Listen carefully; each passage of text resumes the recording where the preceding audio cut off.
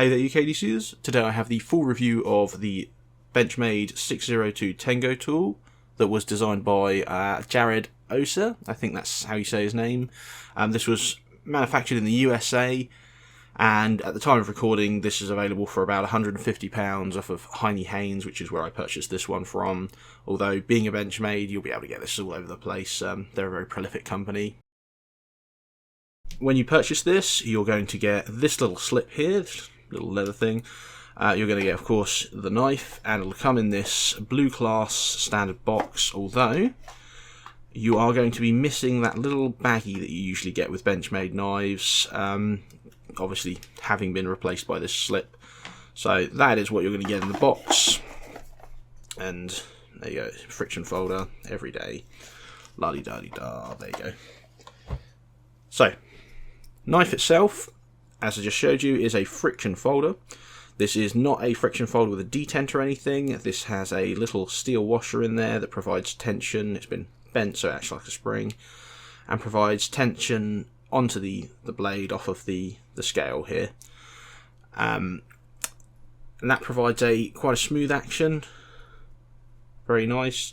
It is plastic washers in here, I think, maybe Teflon, although they're quite thick for Teflon, so I would assume plastic.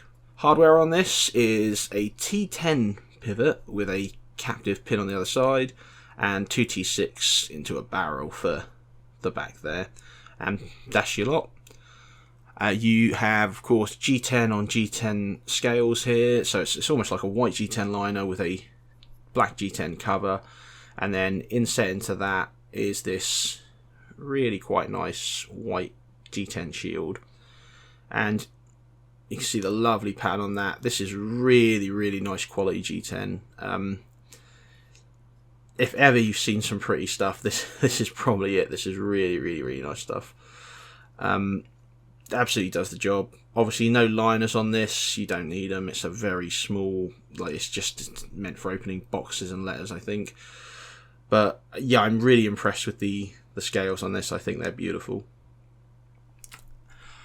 The grip on this, now I usually don't like smaller knives because the grip can be a bit iffy. You know, you can only get 2 fingers or so on it, and they don't often fit snugly.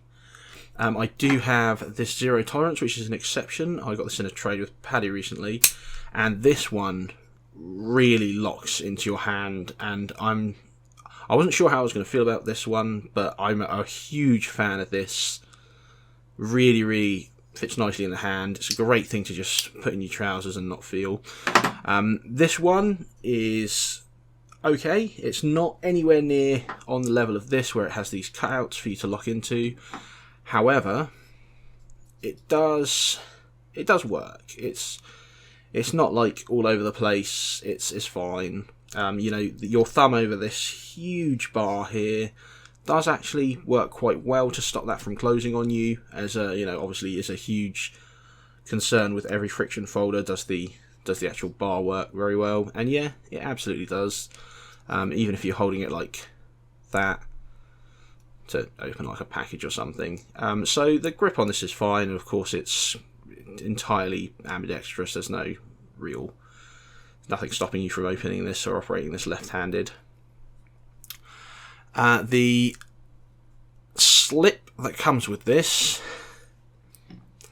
is it's got nice materials. It's very nice feeling leather. However, the stamping on this Benchmade logo, you can see it's a lot more pronounced at the top of the butterfly logo there, and then it gets down to here, and it looks like the machine just gave up, I guess. I don't know what happened there, but not great. You can just about make out USA at the bottom there, and on the back you have proudly made in the USA. That's a lot more, you know, evenly stamped, I'd say, than the butterfly logo. However, you'll also notice this awful stitching. Like, what has gone on here? It feels like they've just stitched it and then glued that down almost. I don't know what's going on with that, but it's not great. And then you come over here, and at the other end, I mean, just look at that. You got these big baubles poking up and stuff, and Ugh. And it's not like there aren't other manufacturers that offer really well made pouches, like leather pouches with their knives as well. This MKM one, ignore the colouring, that's all me with the shoe polish. This comes with this brown colour normally, but this is a really lovely quality leather pouch as well, and this has none of the issues that has. Look, very nicely clearly stamped in there. The stitching along the whole way is just very uniform, very nice. Also on this one you'll notice it lines up quite evenly. On this Benchmade it lines up evenly here, but then as you come to about here you'll see this back flap sort of rises above the front one there, and then they just at different heights, and it's really small. This is a completely functional slip. It's just, this is not a cheap knife at all. This is £150 for this little thing. At that price you're expecting perfection across the board, surely. And this slip could have been great. It's nice materials. It's just the fit and finish on the rest of this knife, ignoring that slip, is phenomenal. There is nothing I can pick out on this knife, except maybe the centering is very, very, very slightly in favour of this scale here. And I think that's probably got something to do with the spring is on this side here, on the captive pivot. So it's probably tensioning it over a bit. I don't think that's avoidable. Unless you had a spring on both sides, I guess. But either way, on a knife this short, the centering to be very slightly off is a bit weird. But it is. Otherwise, those G10 scales are really, really wonderful. They match up and line up perfectly. There's no weird edges or anything that catch. It's all very smooth, very well done.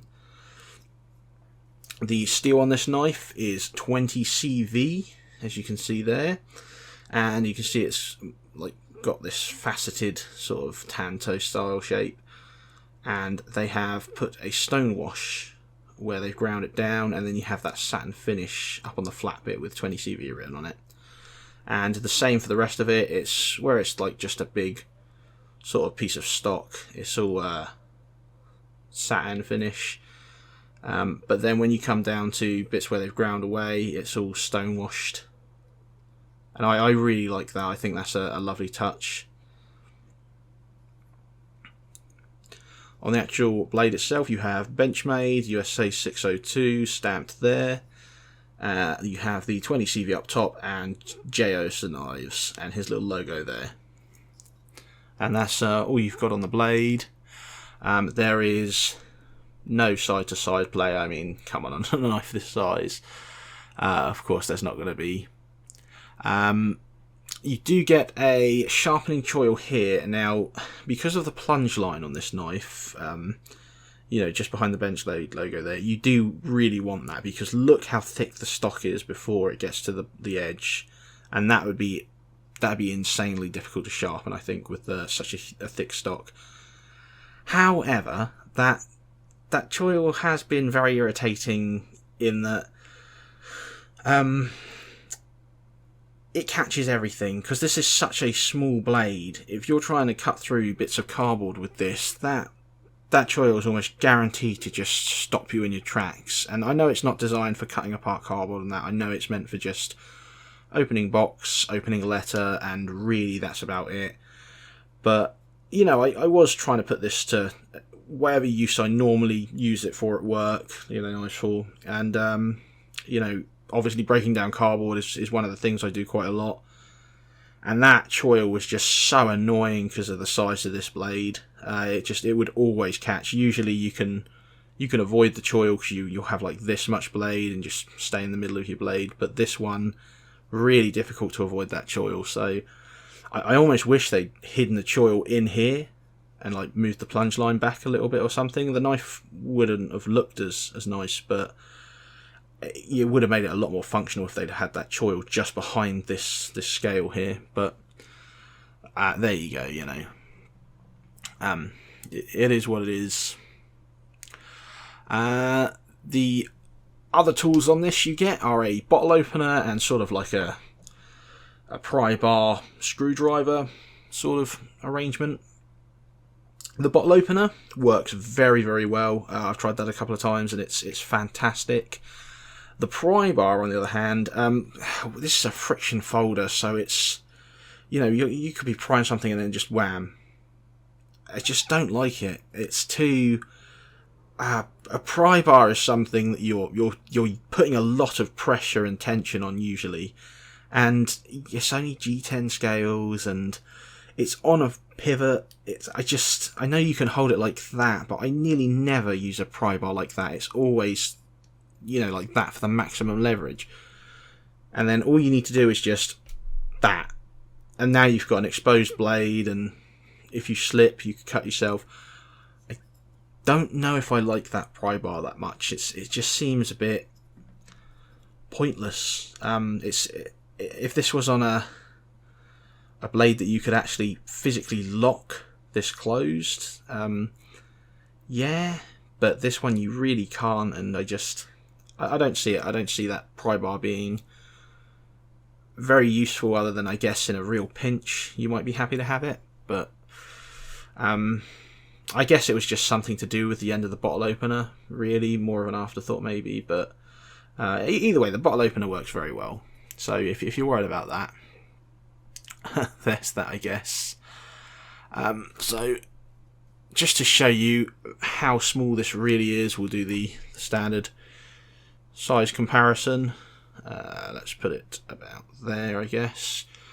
And there's a UK PK.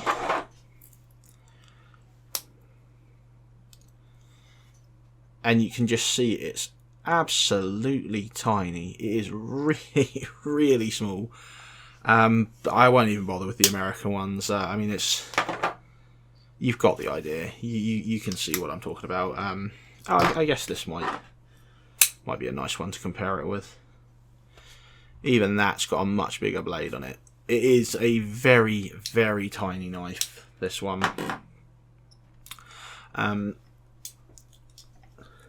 The whole thing open is what? I mean, there would have been stats on screen. I don't know why I'm showing you this, but the whole thing open is like 3 inches or so, and the actual effective cutting edge length you're getting 1.2 inches, 32 millimeters. It's yeah, very small. So this one, it was nice to carry. It's a very nice looking, very nice feeling, very elegant little knife. You know, if you're looking for just something, I guess, to carry around an office, and again, just all you want it for is to open the occasional letter, maybe open the top of a box, something like that. This is a very discreet, very nice looking, elegant design that will fit easily into a pocket. You know, especially with this, so even if you drop it, it'll still be in that pouch, so no real questions asked, anything like that. You'll always have a bottle opener on you as well, and if you want to use the pry bar, I guess, there's that. For anything more than that, this is really starting to get into the realm of at the limit of its functionality. It does have 20 CV, and that is still sharp. I've tested it. That's lasted the whole time. It's good 20 CV. As far as I can tell, I haven't tested it or anything with like a HRC tester or anything, but you know, it's certainly not like butter, the steel. And I guess you might almost never need to sharpen this if all you're using this for is opening letters and opening sellotape from boxes. But you know, I do use my knives for more than that at work. I do use them to break down boxes and cardboard and stuff, and for that, this is just not good. That choil really gets caught up. You've only got this much blade length. poking into stuff is okay because of your sort of tanto edge here. You can sort of get in there and work your way in, but it's a lot of hassle with this when something bigger will just dive straight in there. You do have to keep this in that tight grip to stop this from closing on you, which is fine. And then after that, you like I said, you've got this pouch that's just really poorly done for a £150 knife. Really not impressed with this at all. I mean, just stamp it correctly, line it up, bother to line it up, and you've got the stitching right on this side. What happened on this side? I know at some point you have to tie a knot or something, you have to terminate it somehow, but surely that should just be like one of these. Maybe I'm misunderstanding that. I'm no maker, but you'd have thought you'd have just started here, gone through the whole way, and then 2 tiny little knots here and here, done. Maybe that's just me. Either way, that's the mess they've gone with on mine. If you have one of these, I'd be very interested to see if your stitching is any better or anything. Although I don't suspect many people are going to pay £150 for such a tiny little, very limited use knife. This is definitely so I guess just an entirely luxury item. Really, there's definitely better available. That is undeniable. Many better choices, even by Benchmade themselves. I mean, if I was given the option to carry this or the Proper for a day's work, it'd be the Proper every single time without a moment's thought. I mean, that's got S30V on it. 20CV, fantastic, but is there much point on a knife this size? I mean, you're only going to be opening letters with this, really. So yeah, I mean, just anything by Benchmade that's cheaper that you can carry in the UK, or the Proper, I guess. Even a GEC you can get for this money, and GECs will have the same quality on the knife itself, maybe perhaps even better materials maybe, although the blade steel will be a lot less on the GEC. But yeah, I mean, if this really takes your fancy, it is what it is. You can certainly pick this up everywhere. I do much prefer the look of the Tengu Flipper, which is the big daddy of this. I guess you'd maybe get both of those and carry both of those, and this would be your discreet user, and then the Tengu Flipper would be your hard user. But yeah, this is definitely one to carry as a secondary backup knife, but I just don't know how I feel about £150 for a backup friction folder that's that small. I suspect, judging on the comments on my first impressions, many of you are going to agree with that sentiment, that this is a very overpriced, very nice looking, but very overpriced little piece. If this was £70, £80, somewhere like that, I would be a lot kinder to it. I'd still want this sorting out, but I think between 70 and 80 is where I'd price this, even with the butterfly logo. But there you go, that's just me, my opinion, and who am I? So cheers for watching, thank you very much.